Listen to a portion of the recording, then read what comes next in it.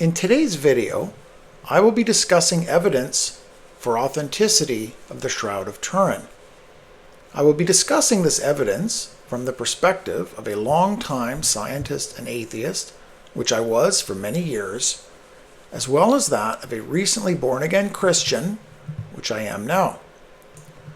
The Shroud of Turin is purportedly the burial shroud of Jesus Christ, specifically the linen that his body was wrapped in after being taken down off the cross, and within which his body was placed inside the tomb. 3 days later, two of Jesus' disciples, John and Peter, arrived at the tomb to find that the body was gone. But the Shroud of Turin remained lying on the stone slab. The importance of demonstrating the authenticity of the Shroud of Turin, if indeed it is authentic, cannot be understated.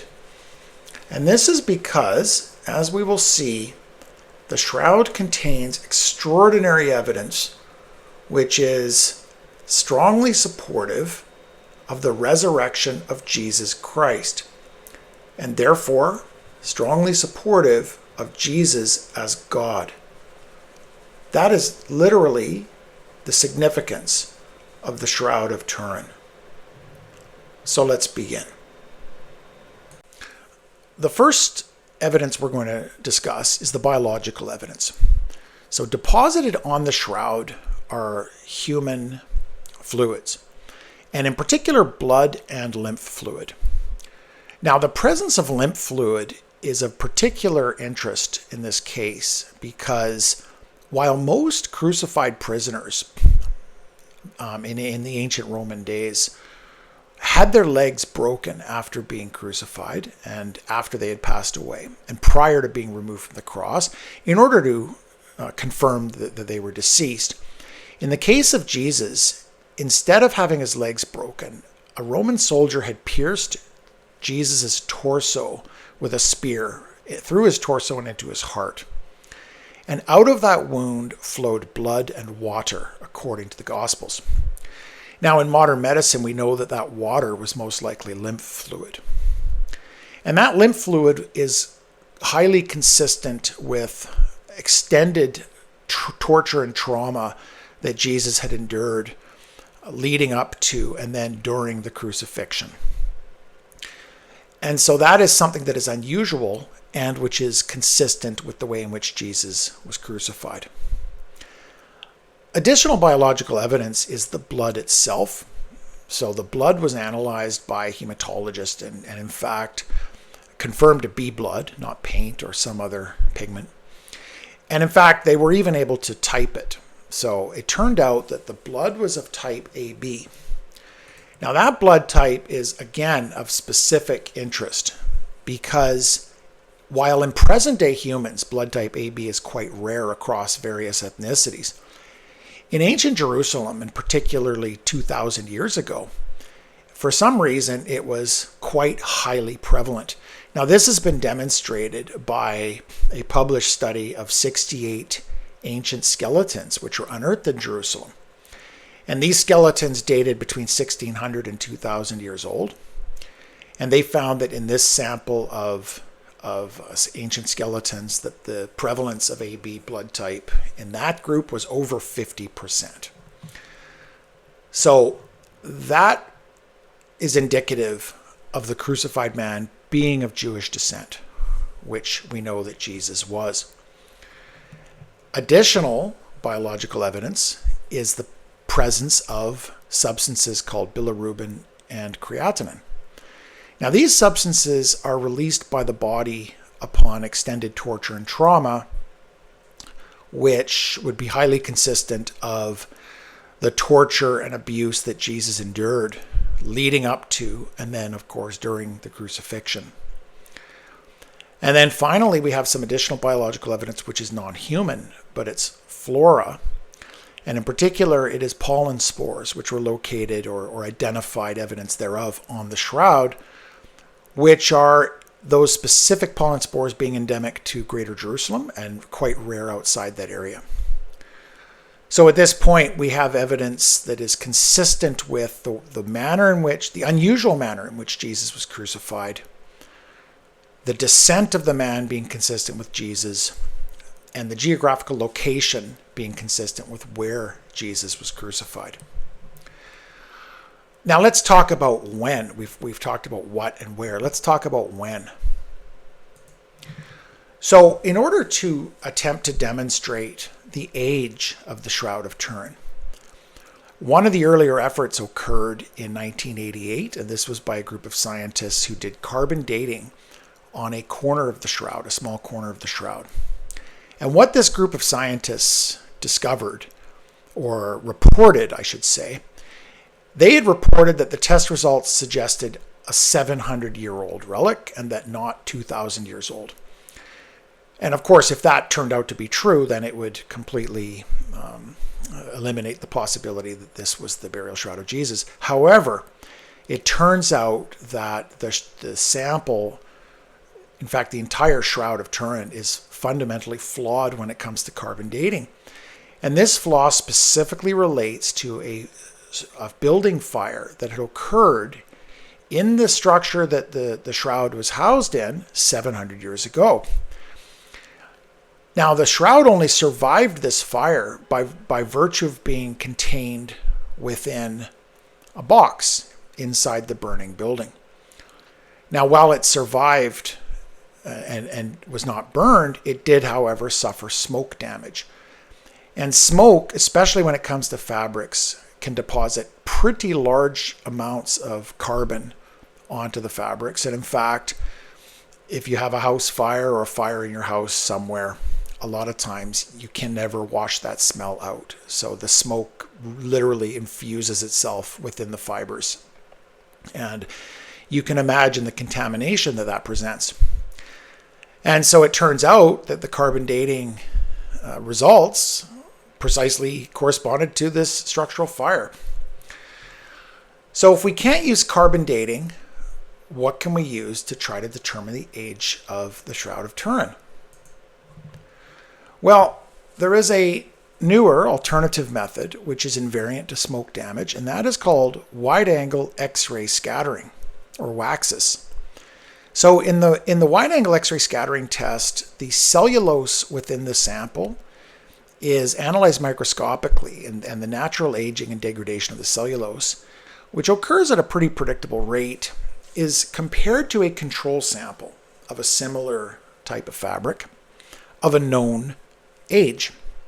And in this case, for the Shroud of Turin, they used a control sample, which was a linen sample from something called the Siege of Masada, Israel, which was dated to 55 to 74 AD.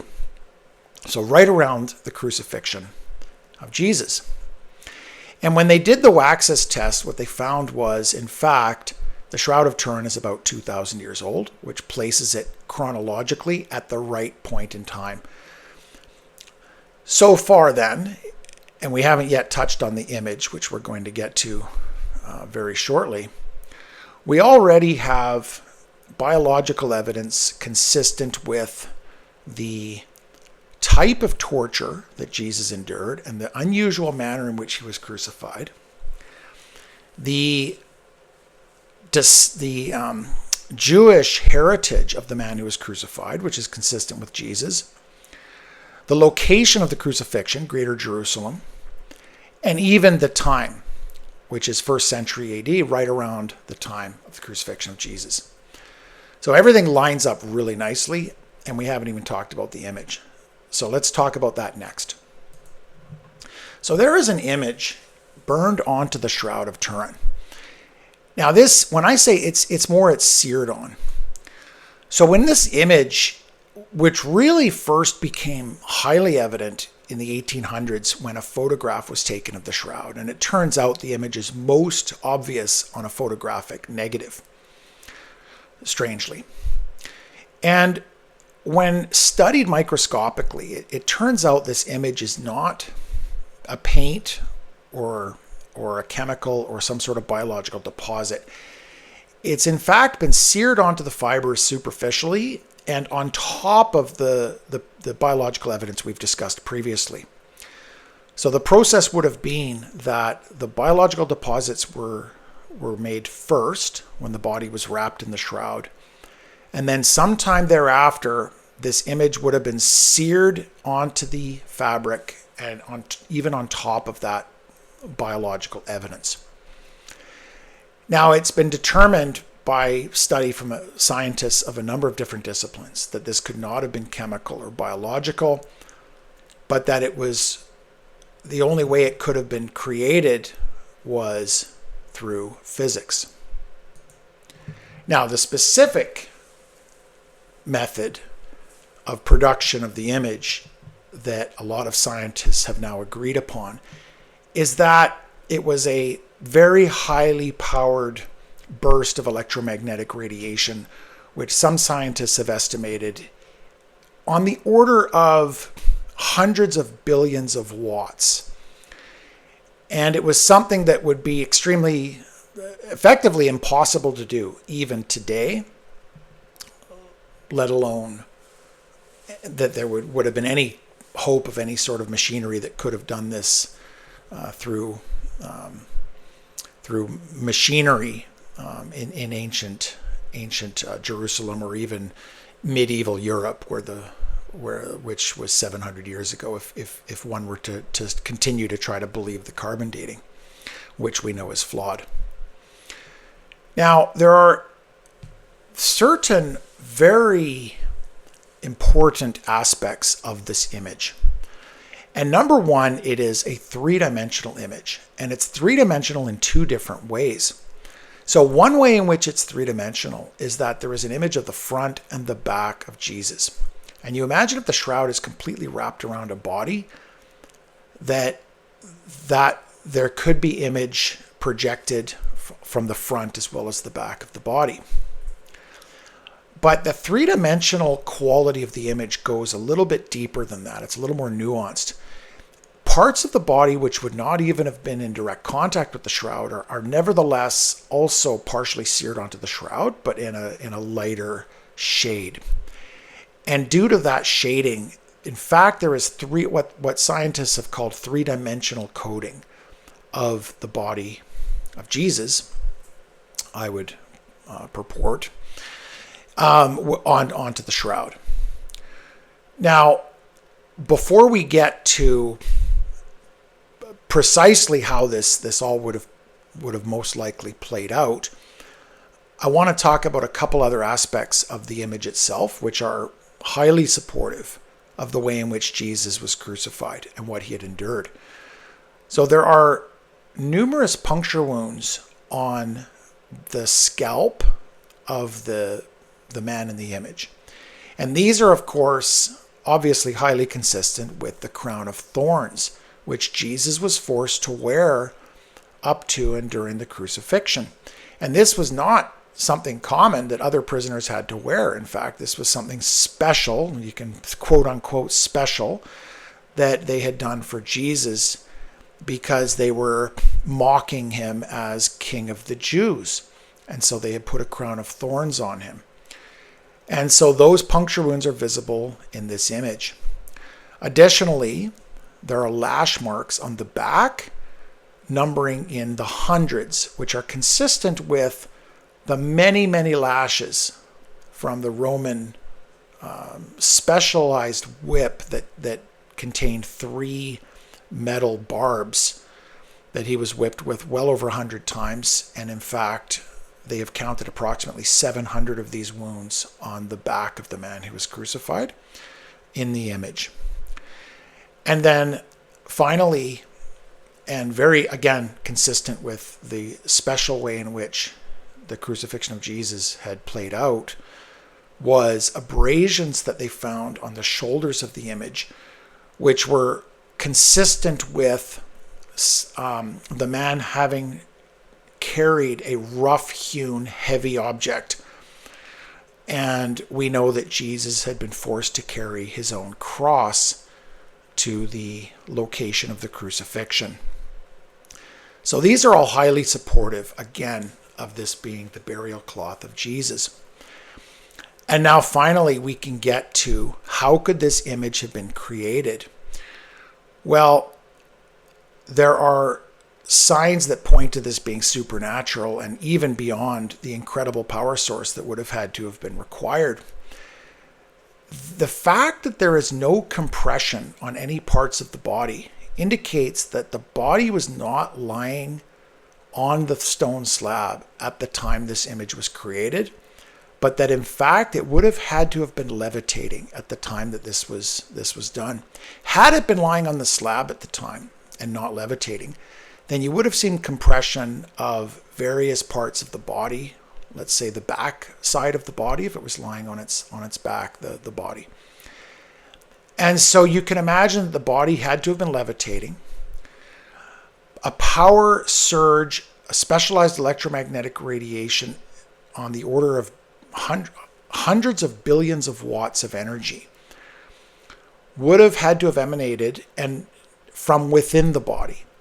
And the reason why it would have had to have emanated from within the body is that the image is evenly deposited on the shroud in all directions. So the only possible location for this radiation would have been inside the body. And so you would ask yourself, could this be a man-made hoax, knowing everything we've just talked about? And the answer is almost certainly not, for a couple reasons. One reason is many have tried to reproduce the shroud up till today and have failed. Even here in 2024, with all of our technology, they have failed. Maybe from 30 feet away, they can make it look the same. And as soon as you get very close to it, and especially put it under a microscope or under chemical analysis, it immediately fails in a very obvious way. And in fact, one of the shroud researchers was so convinced after studying it, and this was David Rolfe, the atheistic researcher who converted to Christianity after failing to debunk the shroud. And David Rolfe put up $1 million reward to try to replicate the shroud. And I think that was going to come out of his own pocket. That's how confident he was. It could not be done today. And if it could not be done today, and we've dated it with Waxis dating to 2,000 years ago, it certainly could not have been manufactured artificially 2,000 years ago either. So really, when we put all of this together, the evidence-based conclusion we have to make is that Jesus his body was vaporized in a supernatural process during which he was levitating at the time, inside the tomb, before he later on appeared in spirit form to the disciples upon his resurrection. And the evidence, in my opinion, is very conclusive in this regard. And it almost constitutes what you could call proof. And this is, again, just to recap the evidence. You have biological evidence highly consistent with the very unusual way in which Jesus was tortured and then crucified. The unusual way. You have biological evidence placing it in Greater Jerusalem. You have biological evidence supporting the Jewish heritage of the man. You have an advanced dating scientific method putting it chronologically at 2,000 years ago. You have the image containing consistent wounds and markers that were quite specific to the crucifixion and torture of Jesus Christ, including the puncture wounds on the scalp, the lash wounds on the back, and the superficial trauma on the shoulders due to a rough-hewn heavy object that he was forced to carry. And then you have scientists, even atheistic physicists, essentially saying, well, the only way this could have been done is the body was levitating and an enormously powerful electromagnetic surge occurred inside the body, effectively vaporizing the body, and in so doing, searing the image throughout the fibers of the body. And in my mind, this is tantamount. This is effectively proof of the resurrection of Jesus Christ, and therefore of Jesus as God. Now, do we need this evidence, this extraordinarily strong proof to have faith in the Lord Jesus Christ? No, we certainly do not need this. Jesus, I think, had a special place in his heart for those who believe without seeing such evidence. And in particular, I'm going to use the same scripture I cited in the first video on my channel, because it's very apropos here as well. Where doubting Thomas, who had doubted Jesus' resurrection until he said, no, I want to see Jesus and I want to see the wounds. And then Jesus showed himself to Thomas. Thomas fell to his face, said, Lord, Lord. And he believed at that point. And then Jesus saith unto him, Thomas, because thou hast seen me, thou hast believed. Blessed are they that have not seen and yet have believed. Book of John, chapter 20, verse 29. And so I think Jesus has a special place in his heart for those who have faith without seeing evidence. But I don't think he despises or spits out those of us who seek evidence to help to strengthen our faith.